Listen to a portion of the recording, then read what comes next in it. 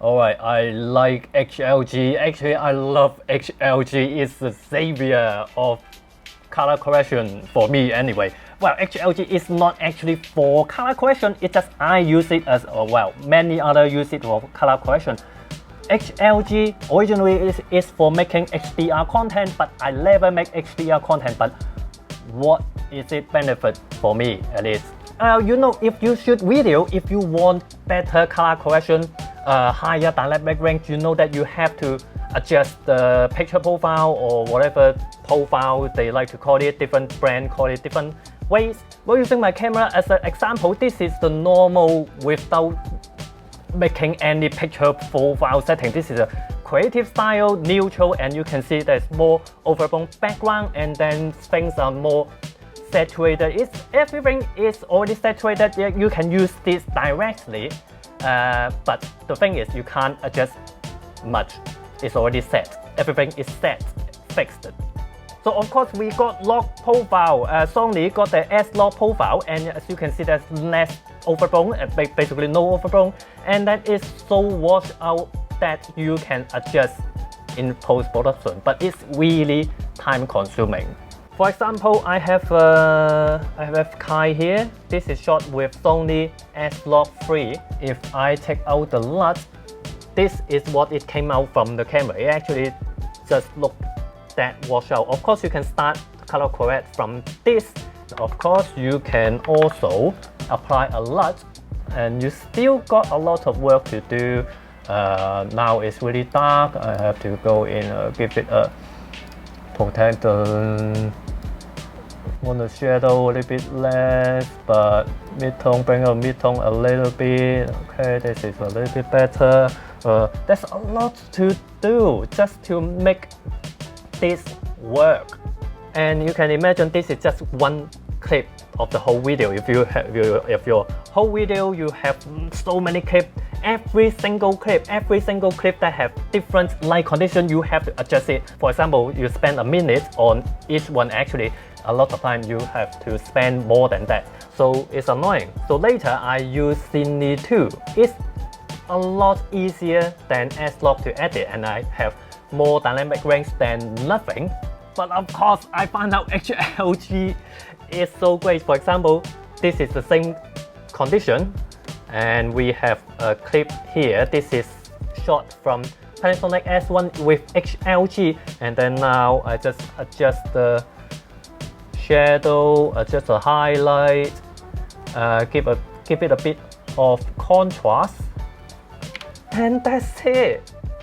It's never been so easy. It's easier than those whatever Cine like, and it got higher dynamic range than those Cine and Cine like profile. So let's dive into how to shoot HLG,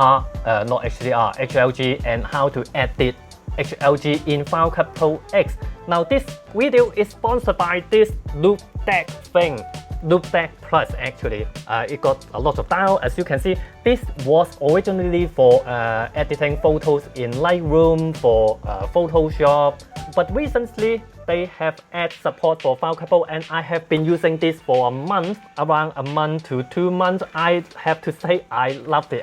I actually like it. I have been using this ever since. But in this video, I will still focus on how to work with HLG rather than this one. How to correctly expose HLG. Actually, it's not that different than you expose it like normally. If you look at the histogram on your camera, you basically just expose it like usual. Try not to clip the highlight, and that's it. Of course, the screen on your camera can't display HDR content, so it uses a little bit of display algorithm to display you the display, the image. For example, on Panasonic S1, you can display it straight out, which you get a really washed out image, or you can have two whatever display assist, something like that. It show you, it try to convert HDR into the normal SDR content on your screen. But basically, you can still just judge by histogram, or you basically just turn on zebra and then judge by not clipping the highlight, and that's it. Compared to shooting with log profile, If you shoot lock profile, it's just a little bit in the center, and it's just so hard to judge, and you have to use much higher ISO. When you use A7 Mark III shooting S-Log 3, the lowest ISO is 800. But compared to HLG, you can use ISO 125. In cloudy day, you probably don't even have to use anti-filter. You just put in a little bit of aperture and that's it. Compared to S-Log 3, you have to use anti-filter and you got more noise in dark shadow area. So how do you work with HLG in file couple, at least in file couple X? Because your screen can't display HDR content, this is just a simulation of what you should get on a HDR screen. And especially when you put HLG footage into the timeline, which is a normal Red 709 timeline, when you put it down there, it will all wash out, not all wash out overall. Basically, this is your SDR range, and then you put a HDR content.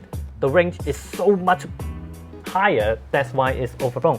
In Final Cut Pro, the latest version, very easy. On the lower right corner with all the video effects, you just go to the color, and then there is a new HDR tool. You just apply this. It automatically converts your HDR video into SDR. Color correcting this, adjust the shadow, adjust the highlight. And as I mentioned, using this Loupedeck when you do color correction is so much easier. It is really great to just set highlight, shadow, mid-tone with a tactile dial. You don't have to use the mouse up there to move that highlight, shadow, mid-tone color, because using your mouse to move that, very hard to move just a little bit, like for if you want to move it just 1 pixel. So I set the contrast, and then the color I think is just a little bit off because this is auto white balance. So on the Loupedeck I can turn into the custom mode, and all this can control all the color on this 3 on highlight, this 3 on mid-tone, and this 3 on shadow.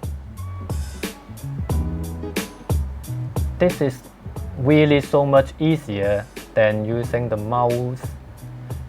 So much faster as well. So much faster that now I actually spend more effort on correcting not even the highlight, because usually you just need to adjust the highlight to get to color correct your footage, but sometimes you do have to adjust the shadow. A lot of time I just skip that because using the mouse is just too time consuming, but with the Loupedeck it's so much faster. Now a lot of time I actually go into adjust all highlight, shadow, and mid-tone color separately. Now this Loupedeck is really great. I really love this Loupedeck thing. Basically, this comes with a set of default function of all these buttons, but you can customize them. I actually spend time customize all of that into my taste. Especially, I turn that control dial into a jog dial. Now every turn, every click is 1 frame. This is so much easier to, I just look at the timeline, not the timeline, the raw footage. I set it to just before I start to talk, look at the waveform and set the in point. I click play, and of course you can fast forward, you can pause, you can go back, and I can go to them. Maybe I set it here. The out point, put it in timeline. It's really easy. So this one is shot with my Sony A7S II with Cine 2 color profile, picture profile. Again, so much easier than using the mouse. Set the highlight, for example, if I want to protect the highlight, and my face now is too dark, so I use the color curve. Then now it's a little bit to wash out. Maybe give it a little bit of contrast. So it still doesn't look really good. Sacrifice the highlight a little bit because the highlights at the window is going to be blown out anyway. So I set. You see that's a lot. Even though I'm shooting, I'm editing Cine 2, I'm not editing S-Log. It's still quite time consuming.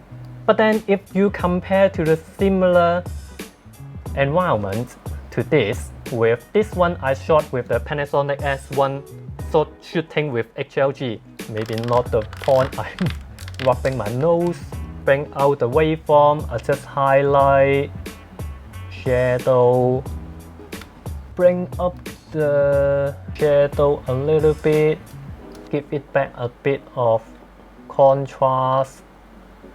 Basically that's it. Done. Look at that. This is HLG and this is Cine 2. The HLG one I actually got a brighter background, a brighter day, and I still got a better result than Cine 2.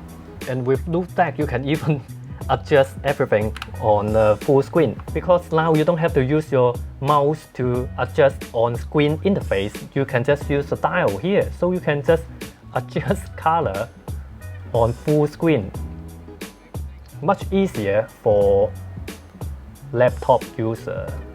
So basically that's it. This is a really simple video to talk about HLG, why it's so great and it's so much easier. It's really great for me. May not be for everyone's workflow. A lot of people have a complete workflow for log profile. They have already got LUTs, they have already got things to fit into their workflow. Basically, you probably should look into that if you find, especially if you find log profile too hard to work with.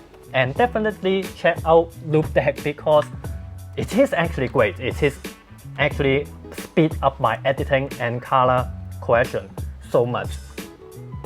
Just because you got tactile dial on adjusting stuff. And the jog dial is great.